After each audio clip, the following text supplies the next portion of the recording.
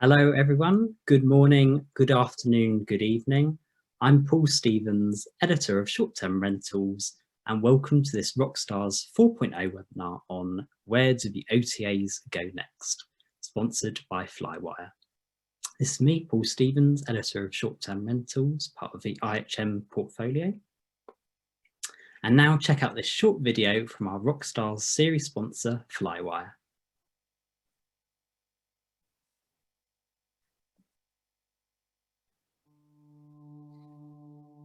Nemo Bay is a wilderness resort remotely located in the southern part of the Great Bear Rainforest, which is just off the northern tip of Vancouver Island in British Columbia. And people that come to Nemo Bay are usually looking for adventure, for wilderness, for wildlife. Oftentimes guests leave in tears just feeling so moved by the place.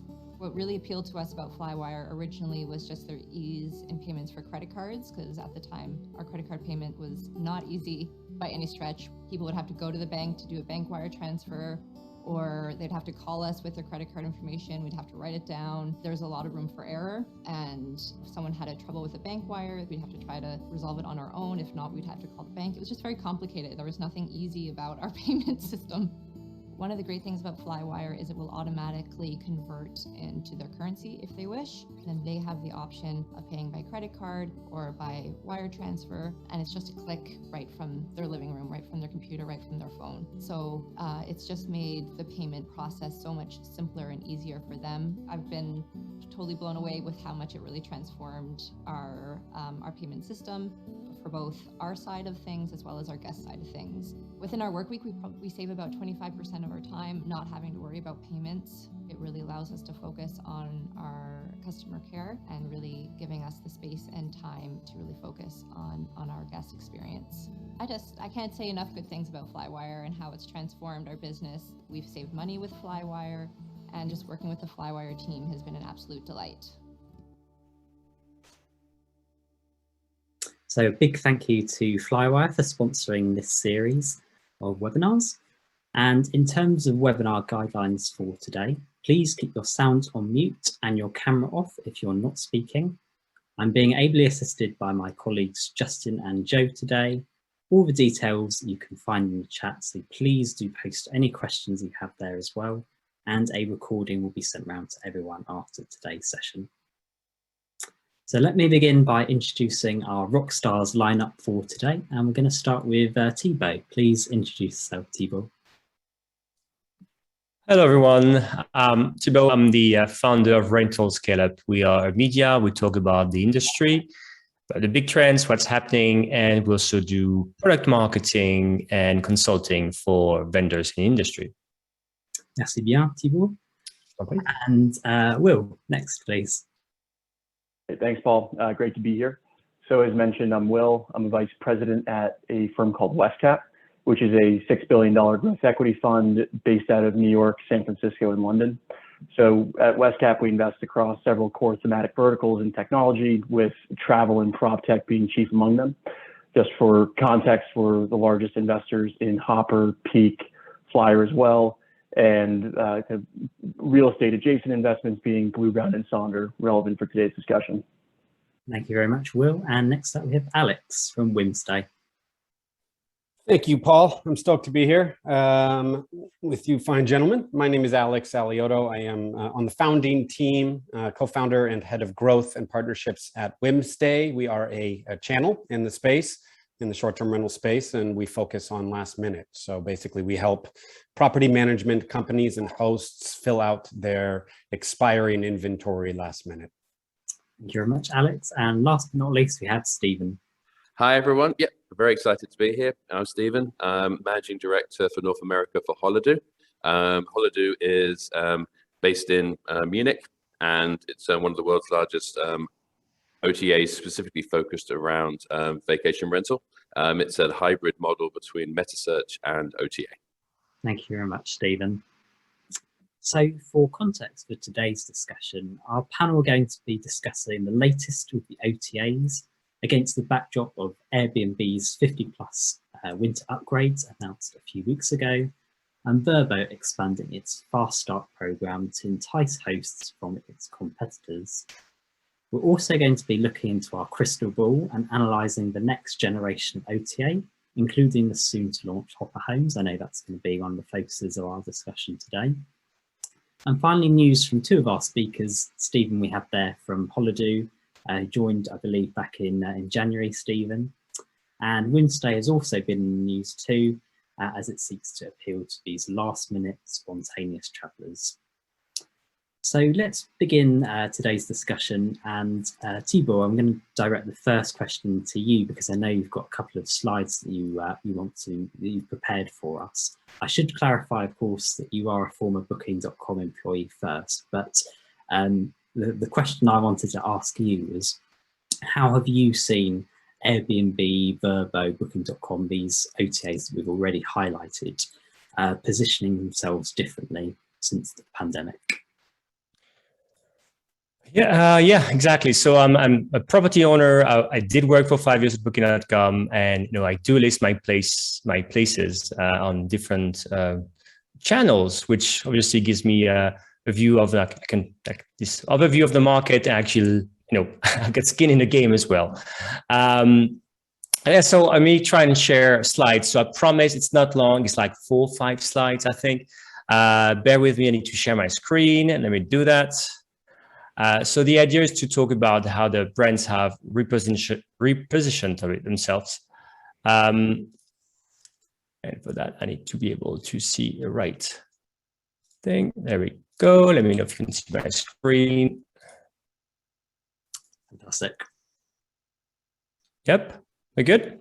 All right, so let's go quickly through this. So what's been very interesting during the pandemic is that a lot of the brands reposition themselves. So we used to know before the pandemic, basically we had Airbnb, Booking.com, and HomeAway, right? People may not remember it was so far away, but Vrbo was HomeAway before the pandemic.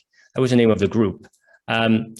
So what I want to start with is first saying, are these companies actually OTAs? So normally an online travel agency is like a website like Expedia.com, really. Like you find hotels, flights, and vacation rentals, all these kind of things. Airbnb during the pandemic, in the first weeks, there was a lot of panic in March 2020, right? And then they recouped and they said, okay, we're just going to cut off some stuff. And transportation, so flights, for example, they just stopped it. They just stopped it. So there's no way, they didn't want to become an OTA clear at that time. So for Vrbo belongs to Expedia Group, and they're kind of leaving this for Expedia. Only Booking.com actually during the crisis chose to double down on flights, and they've just acquired a company that's providing them some technology to provide flights. So actually Booking.com is starting to become more of an OTA than the others, but it's already something just to know in terms of what I will be talking about. So positioning of Airbnb. Airbnb has been very interesting again. Airbnb has claimed that they're really now about smaller hosts and unique supply. So if you're a property manager, you may have felt like, okay, Airbnb is not interesting in us anymore, which is true and not true in a sense that obviously they're making a lot of revenues from property managers. But in terms of positioning, it's very important to tell the market that they are about individual hosts. And for example, they launched the Ask a Superhost program, which basically is the program where if you want to try to list your property, they will pair you with a superhost who will help you create your listing, set your price, order your photos, kind of things. And the superhost gets the reward, right? The superhost usually gets like hundreds of dollars, $500, $800 to help a new listing go live. That's super interesting. What Airbnb wants, they want to create this new supply, right? Because this supply tends to be very loyal to Airbnb. It also means that basically they will use Airbnb's tools like smart pricing. So it means that Airbnb can sort of influence really, really well the prices that these people will be proposing on the platform. Another thing that Airbnb did is introducing the I'm Flexible button. If you go to the Airbnb website right now, you can see the I'm Flexible button, for example. It's really inviting people to discover the unique stays, like the yurts, the tree houses, and the rest. I'm not sure it makes really a lot of money to Airbnb. Like probably, condos, that's what people are booking probably still, right? But that's what really Airbnb wants to push forward because it's important for the perception that Airbnb has unique supply and unique stays. It's different from the others. It's not booking, it's not verbal. So that's really the push that Airbnb did. And again, they are just amazing at PR, and it's true. What they do accomplish great things. Last but one slide, bear with me. Verbal. For verbal, so HomeAway in their DNA, right? Pre-COVID, HomeAway Group was always about, vacation rentals not in cities for large families, right? But they really doubled down on this. And actually, before COVID struck, they were supposed to rebrand HomeAway into verbal, and they were supposed to refocus the brand on family travel. And you know what happened? Actually, it was just a great thing for the pandemic. It was just the right fit. So they just made it faster, right? Really going after like large families. Airbnb, if you look at the Airbnb ads, right, they have like 2 or 3 people as an ad, as a family going traveling. A verbal always has like 7, 8 people. I always lose count, counting the number of people in a verbal ad. But it is telling you who they're going after. And sort of verbal is like the underdog, right? They are calling out Airbnb in their ads, and they say that basically if you listing your place with a verbal, you earn way more money. And they have a program called Verbal Fast Start, where they also go after superhosts. And they really want to get superhosts to also list and try out verbal, which is again an underdog strategy coming from someone who was actually the leader, HomeAway, on the market for 20 years. And the last thing, Booking.com. So Booking.com, well, it's very different whether you're North America right now and Europe. North America, Booking.com is not that a big name, right? It's still very big in Europe, and still, it has a lot of hotels, a lot of vacation rentals. But again, it's the one that's closer to traditional OTA. Obviously, during the crisis, they did not benefit from the boom in vacation rentals that the US had. Again, they had hotels and didn't get booked, but they made interesting moves in a summer to go after more US supply and more US demand. So you should never underestimate what Booking.com can do, but clearly here they push themselves more towards being an OTA. They have more flights, and they're still going to keep hotels and vacation rental and everything under the sun. So that's a bit, in a nutshell, the changes in repositioning. Thank you very much, Thibault. A very detailed analysis there of all of those OTAs we're going to be talking about today. So I'll head over to Alex and to an OTA or a targeted listing site that you work with. You're providing these last-minute deals for vacation rentals. I was reading that report earlier that we put in our context page, that your listings grew by, is it nearly 100,000 in 2021 alone, which is unbelievable figures right there. But from your experience, what do you think the OTAs have learned, not only about their communities, but also about the overall traveler psychology, would you say? That's a great question. Thibault, first of all, that was really great. Thank you for showing that. And I agree this sort of difference between what's an OTA and what's a channel, because I think we've always kind of considered ourselves very specifically a channel. I don't even know if that's a thing, if that's just some nebulous word that I made up, but that's always kind of what we've sort of branded ourselves as. But because I think we're really kind of directing, we're very direct between property management companies, PMCs, hosts, and travelers. I think the main thing we've learned is I think there's a narrative shift that I would love, and I think is happening in terms of what a vacation is and what it can be. So I think that a lot of times there's the assumption that in order to vacation, you've got to get on an airplane, you've got to travel somewhere, right? But I think one thing that we're starting to learn through the pandemic itself is all these hidden gems that are 100 miles to 150 miles from where you are. And so what people are doing now is they're changing that entire narrative from I need to go to Hawaii to I can get in a car and I can drive an hour and a half to, I don't know, Mendocino. I'm very California based, or Lake Tahoe or something like that. And I can experience beauty, the likes of which, I can't experience anywhere else. And so I think that's one thing that we're learning. I think that there's another, I think one of the other things is that there's a sustainability here, that there's this element of I think focusing a lot on climate and those types of things, and that this particular industry itself, this vertical, is, I think, much more attuned with climate and sustainability than some of these others. As an example, I can go to a home and I can see that there's a tomato garden there, and I can have my, eat a salad with a tomato that was grown there through rainwater, and learn all these different things. And I think people are starting to learn that as well. So I think that there's a little bit of a mix. You hate to say this, right? You hate to, because a lot of people have suffered so much from COVID, but it did a lot for this industry. And I think it did a lot for people learning about this industry. And it did a lot for people learning that they can get into a car and drive and go to a place that's absolutely stunning and gorgeous that they didn't know about. And so, yeah. I think that's probably thoughts that I've heard about for the last 18, 20 months, however long it's been. It feels like we're stuck in a bit of a time warp there, but yeah, I'm certainly not the only one that I've heard talking about that. I turn to Will next. Both Thibault and Alex have raised some really interesting points there. You yourself handle OTA, and when I say OTA, I mean online travel agencies, just in case that needs clarifying for some of the audience on today's webinar. You handle OTA investments for WestCap and for Hopper and for Flyer, and we can talk more about those in a bit. But how would you evaluate the OTA's action to work with those end consumers or third parties during the pandemic? It's a good question. I am not sure there were enough CS agents on the planet who could have possibly serviced the COVID-19 driven volume in a timely manner.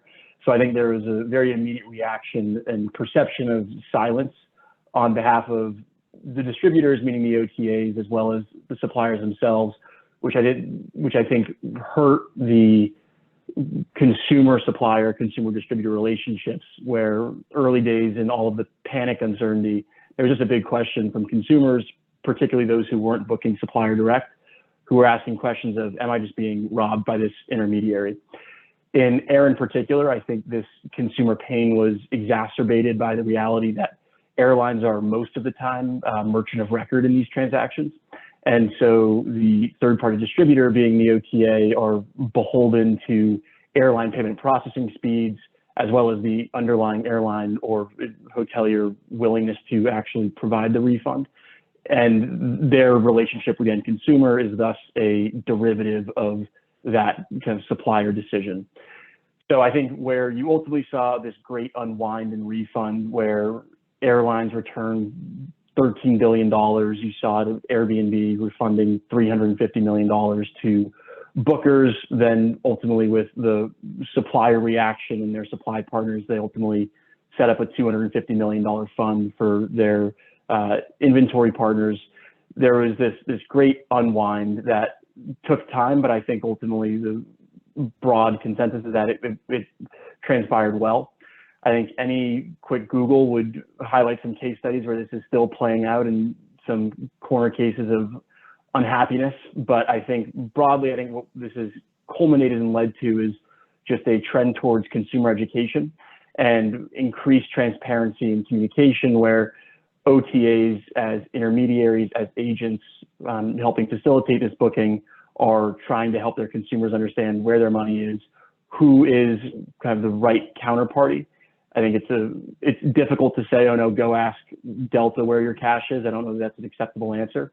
And so I think this is all leading to, and as Thibault touched on in his slides, this refocus of brand campaigns and brand messaging of, in the post-pandemic environment, now evolving from that initial reaction of kind of perceived silence. I think you're going to see more messaging around flexibility, transparency on travel policies, safety concerns, and really evolving to become travel companions and not just a kind of facilitator of the booking as a pure OTA. That's really, really interesting to hear, Will, because you've got the experience of Hopper is one of the companies that you've invested in, now moving into the short-term rental space. We're looking at airlines with Flyer as well. So Stephen, I mean, Holidu, your whole mission, I guess, at Holidu is to make the searching and booking of vacation rentals easier, help owners multiply bookings. You've also just come off the back of quite a large, significant funding round this year as well. How do you think the role of the OTA has changed during the pandemic when it actually comes to driving demand for this segment? Well, I think during the pandemic, it was such a significant change. Everything that's just kind of been said here by Alex and by Will and Thibault, in terms of it brought vacation rental into the mainstream. So before, it was a lot of people who were very committed to vacation rental. They'd stay at the same place every year. They book the same week as they were leaving the week before, and that was your mainstay. And then you got a few other bookings either side of that. And then within the industry itself, it's highly fractured. You've got in the US, you've got a couple of guys who are trying to consolidate. For Casa, obviously, V-Trips in there as well. But you've still got a huge amount of guys who just own 25, 50 properties here, 100 there, that make up this industry. And the industry's really had to kind of go, well, hang on a minute, we're part of the industry. We're part of the mainstream now. We've got to grow up a little bit here and become a lot more professional and a lot more, not professional, I think it's a hard word because I think they always were professional, but I think it's about consistency of product. And you've got to, suddenly you have an audience like myself. I'll use an example. I'm exactly what Alex was, is my idea of a holiday was getting on a plane and flying to the Caribbean, flying to Europe, wherever it may be. This year, I basically keep going back to the Poconos. So it's exactly 100 miles away, staying in vacation rentals there. And we love it out there. We never would have gone there before the pandemic. But when you get there, having used to staying in hotels, my wife likes room service and she likes the place to be cleaned up after instead of doing it itself, you hit frustrations. And those frustrations need to kind of be ironed out to a certain extent to keep that audience that have really kind of been pushed towards vacation rental. So that's kind of where we see as the industry as a whole. Where we came into it was, now if I go, in terms of kind of the meta search was always, price comparison was always really hard in the vacation rental industry. From my days at Booking, and Thibault probably knows this from Booking, is being able to do, when we were doing our rate shopping, which is pretty easy across Hilton's or Marriott's or whatever it may be, trying to do it for a villa or one unit in a resort in Orlando that is either called something, has a different title or a different content on there, and say, well, am I getting the best rate for this unit? Well, it's really hard to say. But we couldn't tell from the back end, and so how could the consumer really tell from the front end? So where Holidu came in was saying, well, actually, and again, our owners really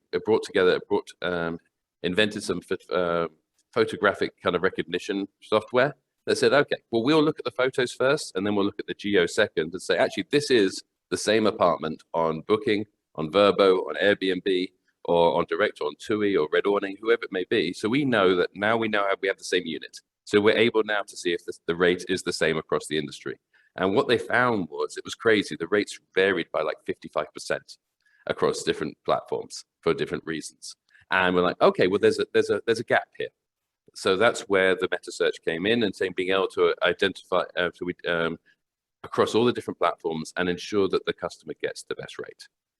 And then, so that's how the process started. But then we also started working directly with property management companies more and more, and having that direct relationship and bringing them and letting them have skin in the game as well, and compete against Vrbo, compete against Booking. And that's really how Holidu's come in terms of its audience.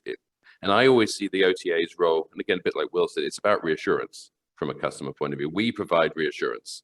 If it was easy, then the customer would be booking straight with Paul's Apartments in Myrtle Beach. And if they had trust in them, they would be booking directly with them. But it's about building trust. And that's where the OTAs have done over the years, is built trust over payment. Your money's safe. If something goes wrong, there's someone at the end of the phone that will be able to deal with this. And really, that's where Meta comes in, is we provide reassurance over, you are getting the best rates and the best deal for that apartment in that particular resort, or that villa in that particular place, and someone who will be able to the end of the phone as well. Yeah, and that very much goes back to what Will was saying earlier about flexibility and trust. So I feel like we've sort of touched already on quite a lot of areas of the OTA ecosystem. Something I want to look more at now is the rising popularity of these so-called specialized, niche, targeted listing sites. Alex, I'm not sure what you'd prefer me to be calling it, but what made you want to cater for your specific market of these last-minute, spontaneous travelers? And is this all about how do you go about making short-term rentals this ubiquitous form of lodging nowadays? Yeah, we don't really think of ourselves as niche. Interesting. I'm like, we're not an OTA, we're not niche. I'm just a cranky guy. But I would say that it's interesting. I don't know that our travelers were our impetus. As a matter of fact, property management companies and hosts were our impetus, because our founder Ben owned 2 properties, one in Maui, one in Truckee, Lake Tahoe, and he came upon, and he's a very smart businessman, very smart guy, and there was an issue, and the issue was that he had expiring inventory, and he looked across the landscape and figured out there's, hope is basically the only strategy here, that we can, maybe just lower our prices just a tad and hope that someone gets it. And this is lost revenue. So that was the impetus for him to start it. So it was really about allowing the opportunity for hosts and property management companies to liquidate expiring inventory. Liquidate's not my favorite word, but so that was really the impetus for it. And I love what Steven said, because and he sort of avoided the professionalization part of it. But that's the fact, and you can blame Simon Lehman if you want, because I think he was the first to ever bring it up.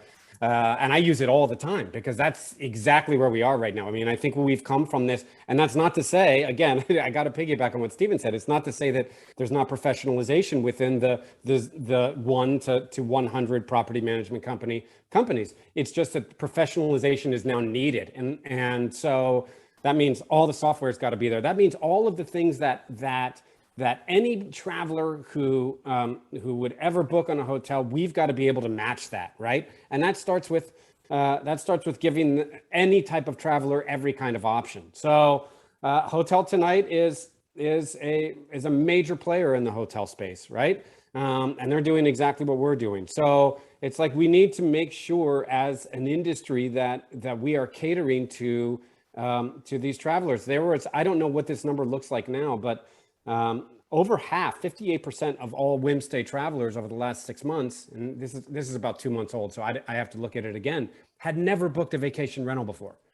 So, and so this is, I don't know if this is our value proposition or if this is industry-wide or what, but what we're seeing is that we're getting converts. There is a mass exodus to our industry. And so, and we are very slowly, if not already, becoming the ubiquitous form of lodging in travel. And so we've got to be able to cater to every single traveler and make sure that we cover all of our bases, and that that we leave no stone left unturned. That would be kind of my feeling on that. A reason you can pinpoint why so many people are now converting to short-term rentals, do you think? I think it's education. I mean, I think it's just people didn't know, right? I mean, I really do. I think that people just never thought of it as an option, right? Or if they did, it was a niche option. It was, oh, we're going to have a vacation rental. Maybe vacation rentals are more for people like, the Verbo ad with 8 people, right? Instead of maybe just me and my wife or me and my husband or whatever, right? So I think that what's become relatively obvious is that look, it started this way. It was a fabulous way for people to be able to vacation without social distancing. Let's start there, right? To be able to go to a pool and not have a mask on, right? So I think it started that way, to be able to walk around in a house and have a kitchen and not have to fear about any, exposing yourself to the virus. And so I think it's basically started that way. And then I think what people realized very quickly was, well, damn, this is a pretty cool way to vacation. So that's kind of my theory. But yeah, I think I'm right. I'll give Stephen a chance onto that as well. Do you see room for so-called smaller I don't want to say niche again. These sorts It's okay. Niche. I'll never get used to the word niche. Niche. But so yes, I agree. In terms of, you've got a whole new audience now. By necessity at the beginning, people being pushed towards that 2-3 hour drive stay. It's your chance to actually see your family. Hotels were not open or only partially open. So I think it started off as necessity. And then as you were growing, and people went, and again, this is my experience, it wasn't that long ago in the industry where if you book somewhere, it was either on request. This was the perception, you on request, you have to email back and forth with the owner, who was more grilling you as to interviewing you about whether you're worth to stay in their place. And that whole seamless booking process, and then they would send you you would have to do a bank transfer. You didn't know where you were transferring your money to. And there was a whole lot of complications over the process, and it put people off. Now, as the industry grows and grows up, and you have a more consistent approach over reassurance about how bookings are done, and it's more of a hotel style check-in, check-out, and that money reassurance over easy payment, then people are going to come back because they're like, actually, this is a lot easier than it used to be, or it's a lot easier than my perception of it. And so being able to stay with family, being able to stay with a number of people, just a couple of people, and not having to travel as far or get on a plane, and the sustainability really does come into it as well, on not taking huge flights around the world when you've got such beautiful places on your doorstep. So I think that's it. I think at first it came out of necessity. People who were prisoners in their own country, especially in Europe, they didn't have the freedom of movement that we had in the US. And so the UK, if you went abroad, the chances are you might not get back again, because you would switch from green to red while you were away. So I think it became out of necessity, and then people have experienced it and they're feeling open to it. And then when you talk about the niche players, let's say the smaller ones, well, as that industry grows, then there are a lot of gaps. There are a lot of gaps in that that people are finding. And I'm going to safely say it's going to be very difficult for anyone to ever catch up with the big guys. But they don't. When you're covering for all tastes, you can't do it all 100% well. So it's about identifying the gaps that they don't do so well, that you can really drill in on, whether it's richer content, whether it's the sustainability side of it, whether it's about doing payments better, doing mobile better in terms of Hopper, in terms of app only. For us, 75% plus of our bookings come through on mobile. So we need to make sure that our mobile option is as optimized as it can. And we have features that maybe the big guys don't have, because we're, again, after a very specific audience who are very specifically looking up for vacation rental and are looking for it on their mobile. So again, you have to identify the gap, and then there's rooms, because there's gaps all over the place. I've seen Thibault nodding along to a lot of that. So Thibault, do you want to piggyback on what Stephen has said, and what is driving the rising popularity of these sites? Where are these windows of opportunity, would you say? Yeah, and I've been nodding a lot. I'm this rare French person who agrees with other people. Guess what? So I think there's to continue the same train of thought. I think something happened also before the pandemic. It was that it was very hard, because you can launch a new listing site, for example. You can even try to convince hosts to list with you and say, you know what, Booking.com is taking 50% commission. In Europe, if you are a property manager, Airbnb is also taking 15% commission from you. Not the same in the US. So why pay so much? And some people were launching new listing sites, taking like a 4% commission, could not take off. Why? Because the war was not there. The war was in Google. All right. You needed to take a 15% commission take rate, or 50% take rate, let's say, either from the guest or from the host, to get this 15% of the booking to be able to bid as high as possible to capture the traffic. Airbnb, Booking, everybody was fighting there, right? Clearly before the pandemic. So it meant that if you're a smaller player, you were locked out. You were locked out. There's no way you could get a demand. So what happened here is that first, Well, first during the pandemic, a lot of people, some players like Airbnb at first cut off all their PPC bidding. So they stopped buying traffic on Google, for example.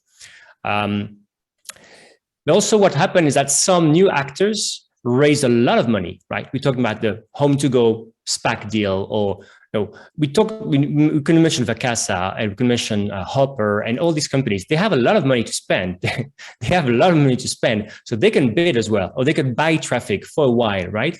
Until they, maybe they run out of money, but they can do that. So suddenly, with the money, they're able to buy traffic, get hosts, get the right tech. So money is not always rational here, but at least suddenly some people have the money to do that. The second thing is tech, and I think Stefan really talked about that as well, really well. It's tech, right? Suddenly, with so when we talk about professional, I can't say that. People getting more professional. That's easier for me to say. We actually also meant on tech side, right? There's way more APIs, so way for data to connect than they were in the past in the vacation rental industry. So it means that if I'm launching a new tech platform, suddenly I don't have to go from scratch like all the others had to do in the past and go after each one in every PMS or each channel manager. There's already like big APIs there. People like BookingPal, for example, it's kind of platforms that enable you to build a tech platform on top of that. So I would say there's a window of opportunity here, basically. There's a lot of money, there's the tech, and some people are just doing this. And we talk about, of course, of positioning, which is important. Then, because you can now, then you can go after gaps in the market, which are also very good. But we talked about with Alex, for example, for Whimstay, or with Stefan with Holidu. Thank you very much, Thibault. And I turn to Will as well, because Will, we were talking about in our pre-webinar call about how these specialized sites you believe work better in more fragmented online travel verticals as well. So what would you say is the reason for that? And do you think these sort of sites can actually compete with the types of industry behemoths that you're working with and that everyone in the world knows?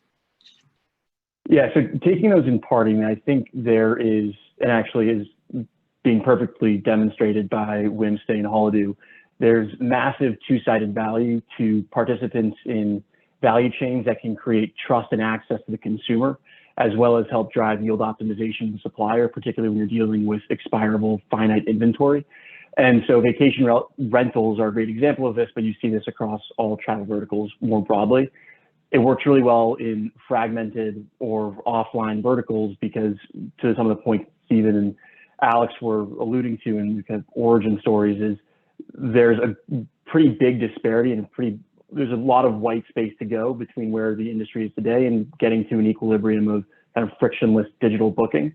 And that's where specialized, I won't say niche, but vertical specific players who have great inventory coverage and great digital presence can really fill the gap of a lack of trust or a lack of just easy facilitation from payments, customer service, the whole like, where that consumer to supplier relationship won't be able to provide the same level of service that an intermediary would be able to bring.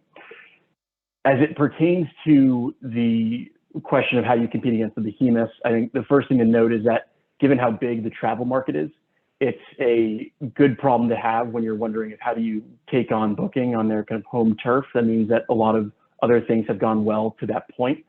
But I think it also speaks to the fact that travel distribution, as I think about OTAs more broadly, there are significant network effects at play here. And as a result of that, the economies of scale necessitate that these are typically winner take most competitive landscapes. And so with Booking, Expedia, Airbnb, I'll talk my own book and say Hopper is now entering that kind of upper tier of horizontal distributors. They are always looking to expand TAM. They're always looking to kind of validate forward growth opportunities. So it's a question of the category specific players of just with the first mover advantage, how durable is that? How big is that market opportunity? And ultimately kind of how defensible is it to when going in and introducing some of the dynamics that Thibault was talking about on customer acquisition.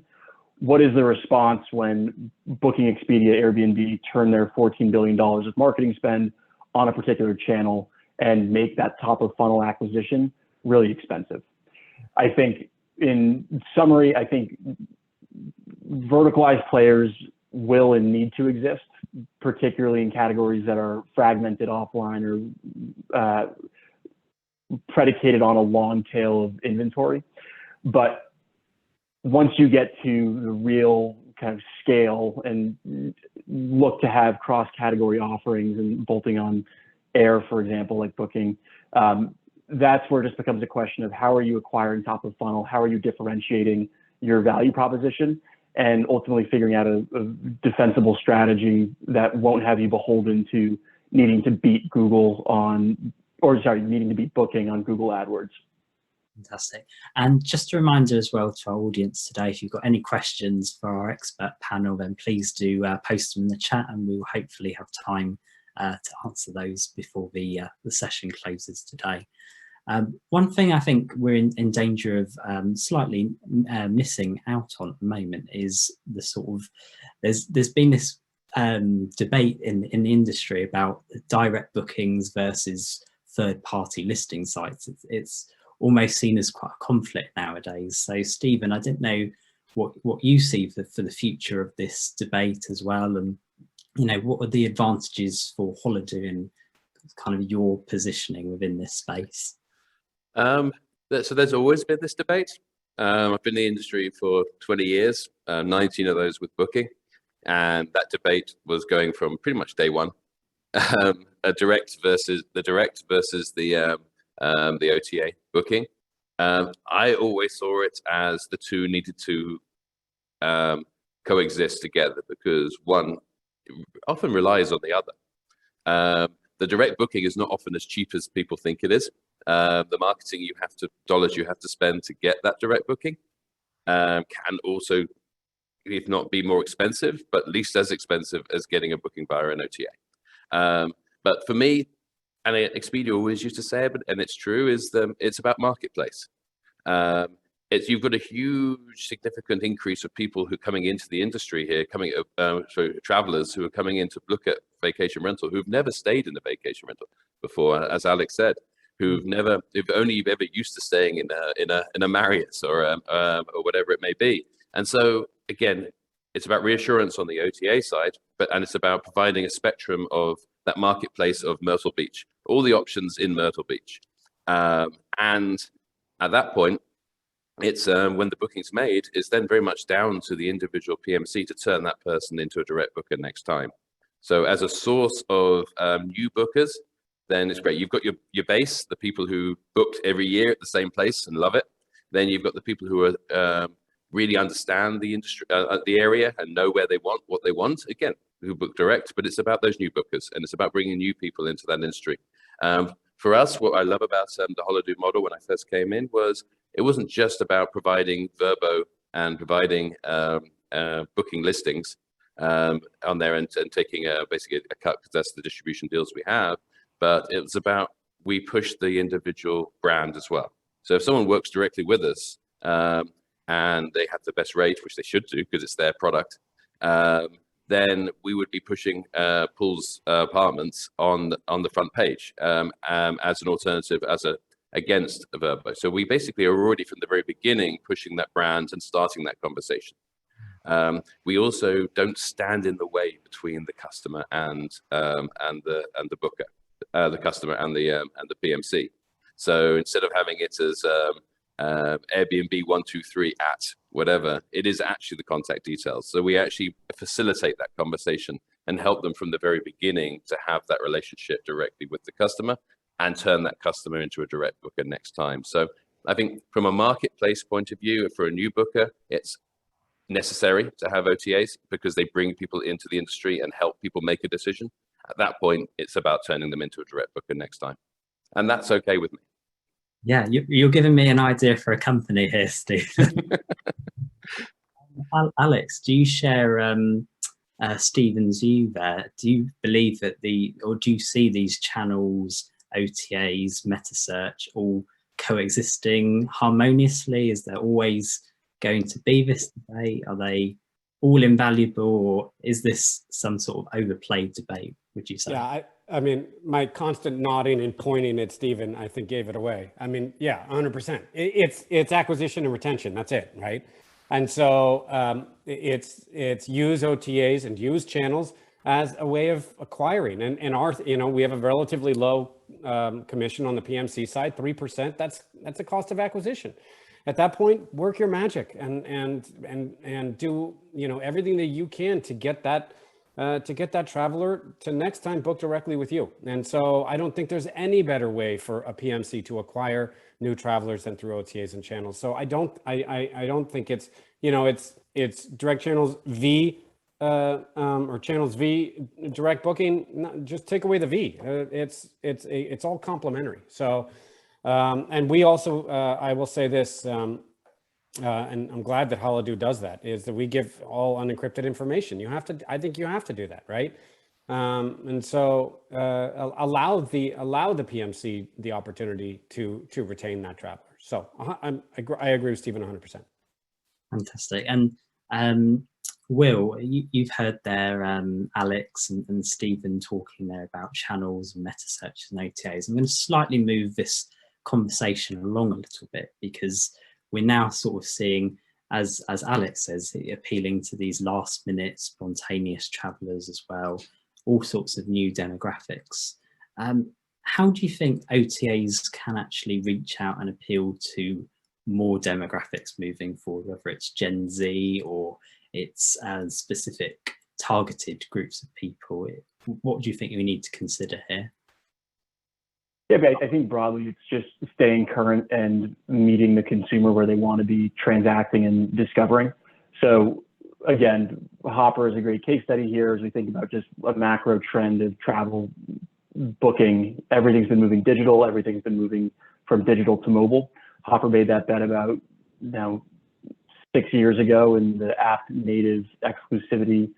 And that was really a bet on, over the next few years, do we expect to see an increasing penetration of bookings done on a mobile phone? Traditionally, there's a kind of consumer psychology friction of transacting high ticket price items, being an air flight or a hotel room, on a mobile phone, but particularly led by millennial and Gen Z consumers, this is becoming more and more the mainstay and the preferred method of actually booking. And so where we see that kind of playing out more broadly is that is kind of a nice metaphor for across category. Just how are you staying current? How are you finding your consumers where they want to be buying inventory, discovering? And so mobile is a great trend. I think, as Alex has touched on, and I'll defer to him on this one, but sustainability is another key one. You see an example of kind of Hopper trees, just making sure that you are staying aligned with other things that matter to your consumer, where certainly the key determinants are going to be price, selection, convenience, and trust as a marketplace. But beyond that, you need to be making sure that you are more broadly aligned in your brand values, as those are becoming increasingly important decision points and factors in consumer buying decisions, particularly in these younger cohorts. So, Alex, I see you nodding there. Is innovation the key here, do you think? Yeah, I mean, 100%, because, you have to, I think that Gen Z, and I am far from Gen Z, let's be clear, but there's a very, a lot of transactions are quite frictionless, right? And there's a lot of, there isn't a ton of friction between purchase and acquisition. And so things have to be totally, I think you have to be able to book on the phone. Unfortunately, you have to say sometimes they don't want to have to deal with a human being, right? So you got to make sure that there's keyless entry, and you got to make sure that all the information is at their fingertips. And so there's, it's, and that this, by the way, this Gen Z crowd is, my niece, for example, just went to Europe, and hotels and when I was 18 and 19 and 20, it was hostels, right? That doesn't exist anymore. I don't know. And so this is how Gen Z travels now, right? They're using vacation rentals. And so we've got to be able, as an industry, to be just as simple and as frictionless as possible. So yeah, I agree with everything Will said there. And then the sustainability, I'll talk all day on that. But I think a year or two outside of Gen Z, I just about fit into the millennial bracket. So. Look at you. I think I'm Gen X. so I'm ancient. I'm with you. Stephen, what are your thoughts as well from a Canadian perspective? No, as nothing really new. Just to add on there is these guys live their life through technology, and technology is moving crazy fast, and the world's moving.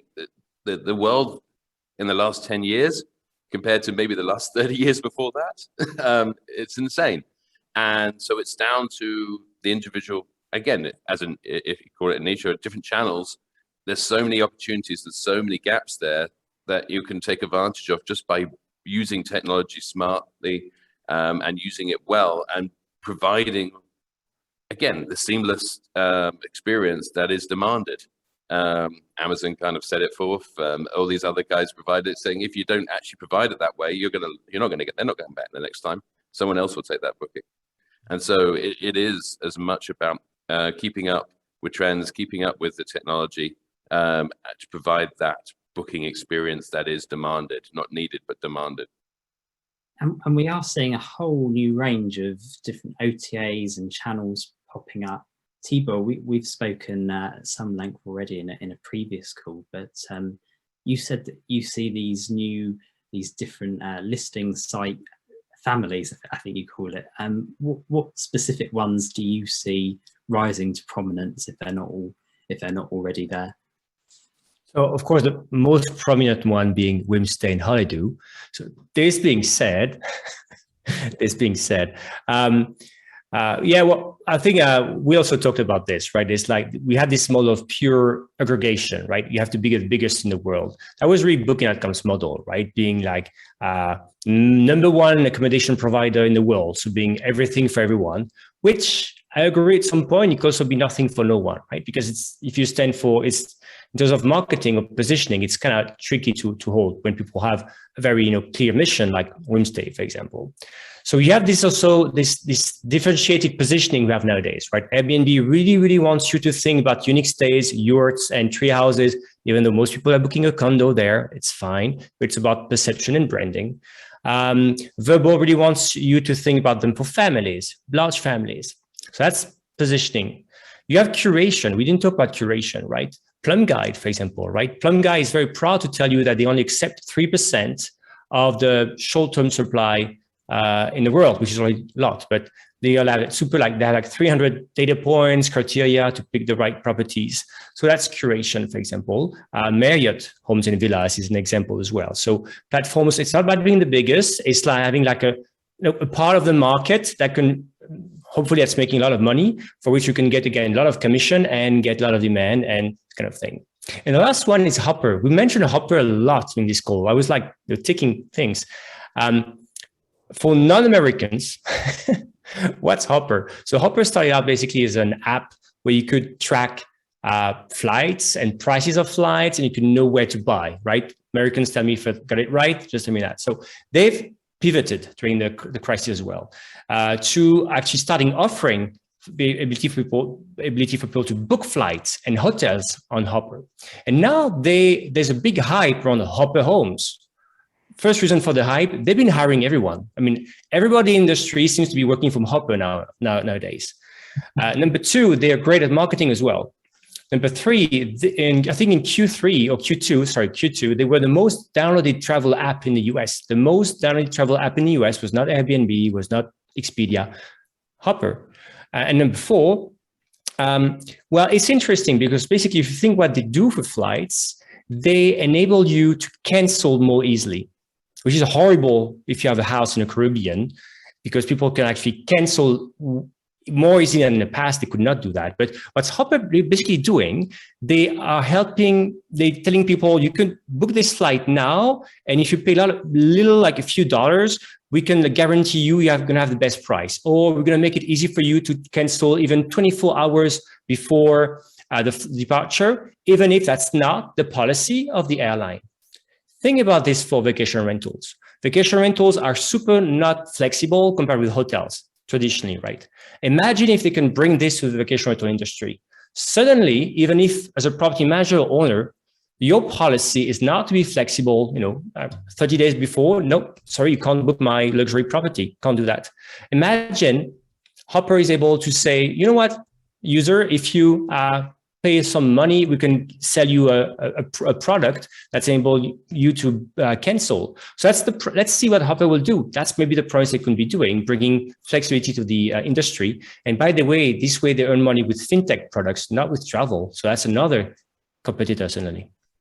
Well, I can see we're smiling along there, but Will, I don't know how much you can tell us exactly at the moment, but can you give us a hint of what we can actually expect from Hopper in the OTA market? And you've had the benefit of hearing from the rest of our panel.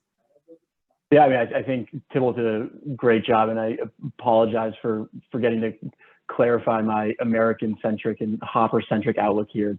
I would say, first and foremost, those across the pond can expect to see Hopper in the kind of near to midterm, and we'll start to really see some of those value propositions that Thibault laid out. I think, without risk of over disclosing here, I think it's safe to say that the high velocity of hiring, Thibault was alluding to, the cadence of product development and innovation that we saw from Hopper during the pandemic is really just them getting started. And so where they, as we've alluded to over the course of this call, talked about the classification of as a channel provider where Hopper could have historically been considered mobile-only flights. I think they've done a successful job of kind of moving horizontally across travel categories and have run a playbook on how to scale within travel distribution. The exciting part here is the evolution of being a fintech provider, as well as on the B2B side with the Capital One and Kayak partnerships you've seen announced. So all that is to say, I think it's still early days for Hopper, but as an investor and a power user, I'm pretty excited by the product pipeline that's coming down the pipe. So would encourage everyone to stay tuned over the next few quarters and years here. Yeah, and another question I want to ask you, Will, is with Hopper, this might apply to them as well, but how can new OTAs actually achieve this Airbnb style mega scale that we've seen now, that it's almost, some could say, bigger than the whole industry itself? Yeah, it's a good observation. I think it's also telling to note that there are really, it's a very tight oligopoly with Airbnb, Booking, Expedia, Trip as the 3 or 4 behemoths in the space, with Airbnb the newest to that pantheon. But I think the strategy employed very well by Airbnb, obviously they did a million things right, but was starting with a focus in vacation rentals, dominating the inventory coverage, being able to provide the kind of trusted marketplace, and then scaling through the network effect there. I think similar to the Hopper paradigm of starting in a specific vertical and then leveraging an advantage, being brand, being mobile-only presence, to then expand from that base. And so I think going back to our earlier question of how do kind of not niche, how do category-specific players ultimately expand, I think that's key, is just having a really strong foundation and then leveraging competitive advantages to be able to move into adjacencies. Fantastic. I just want to squeeze one last question in, because we've got a question in from the audience from Andrew Miller. So whichever one of our panelists wants to answer this, if you could just sort of raise your hand, I'll come to you. So it's, what are all your views on OTAs accepting cryptocurrency and the potential future of crypto in short-term rentals in general, just on the back of new company D-Travel coming to the market? So is there one person, Thibault, I can see you nodding a bit. Is that you wanting to come in there? No, sorry, I was just nodding because indeed D-Travel is coming to the market. There's been quite a few. So I think there's two things, right? There's like capacity of a platform of accepting crypto as a currency, right? And then capacity of platforms using blockchain to, we talk about trust, right? To create trust and disintermediate trust. So there are two different things. I think D-Travel in that case is interesting. I think the platforms, I think at some point Booking.com wanted to partner with Facebook and use Facebook currency, cryptocurrency, to do that. Let's see, to me, what's exciting is to see not only just on the capacity to accept yet another way to pay crypto, why not? But really on the trust side, disintermediating this, that's quite interesting, but it is very tricky. So let's see that. If anybody has another opinion, because I'm pretty maybe light on that. Well, we are going to, there is going to be a little bit of time, a 2-minute section where we're going to keep the panel open after we've just finished the discussion. But Andrew, I'd recommend going back to a previous webinar we ran in September on digital trust and safety when we had Cynthia Huang on from D-Travel. So that was well worth a look at. So thank you, a big thank you to all of our contributors, to Thibault, to Will, to Alex and to Stephen. It's been a fantastic discussion. I just have a couple of slides to run through quickly before we finish. So we're excited to announce that our annual Shorties Awards for the global short-term rental industry will be held in London on the 18th of May 2022. We have some great sponsors on board, you can already see that, and we can't wait to be back in person. I can also reveal that the entries period is going to open next week, so stay tuned for more details very soon. And you won't want to miss this either. We're back for the final Rockstars webinar of 2021 at the same time next Tuesday, the 7th of December. It's called Trendsetters, and we'll be revealing our 2022 industry predictions one day before we release our much anticipated annual predictions article. So please do sign up in the chat for that webinar. The sponsorship opportunities, please do contact my colleague Katie. Details are on the screen now. A big thank you again to Flywire for sponsoring our Rockstars series. As I mentioned also momentarily before, we're going to keep the session open for another 2 minutes, so you can jot down any details that you might have missed from the chat, and our speakers will stick around as well if there's anything remaining. And feel free to contact us via various channels. You can see them on screen now. So all that's left to say is to thank you again for listening, and to all of our speakers, and we'll see you next time. Thank you very much.